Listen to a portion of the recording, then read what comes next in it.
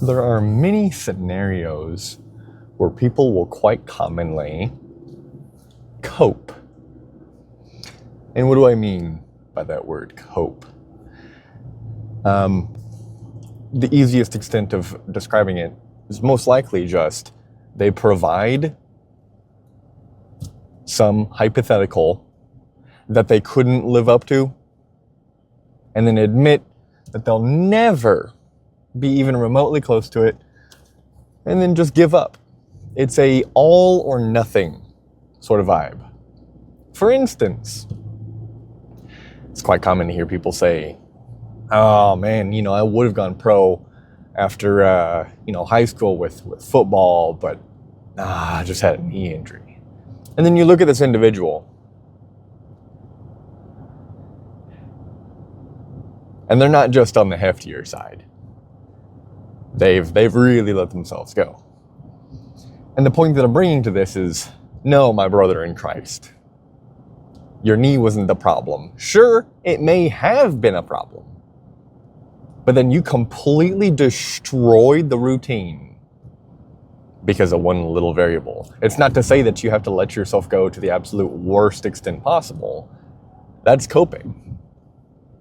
Or here's another one. I'll never beat, let's go into the weightlifting category. I'll never be as big as Sam Sulek. I'll never be as big as Chris Bumstead. So might as well just give up, right? No, that's ridiculous. Why would you let the comparison stop you from trying to achieve what you desire? In all honesty, the real person you should be comparing yourself to is yourself.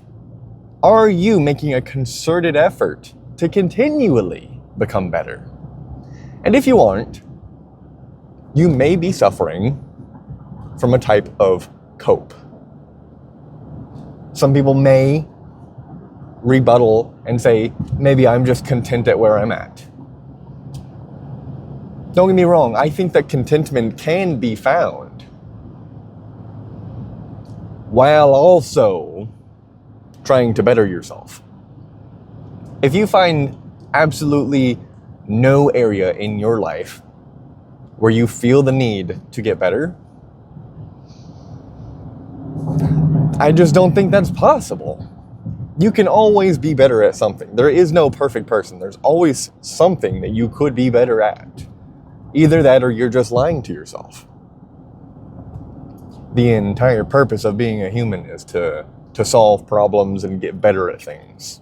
That's something that we inherently always do, is to categorize, analyze, hypothesize, and do better. I got the order all mixed up, but the scientific method is essentially what it means to think critically.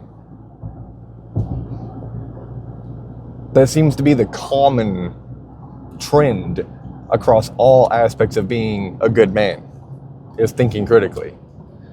Because critical thought allows you to examine what you have done and then come to the realization that it may not be enough. You then make the change.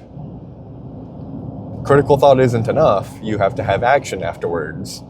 But you need critical thought to begin with to realize that you are not living up to the fullest that you could be. Take pride in your work, but be humble enough to realize you can do better. Stay armed.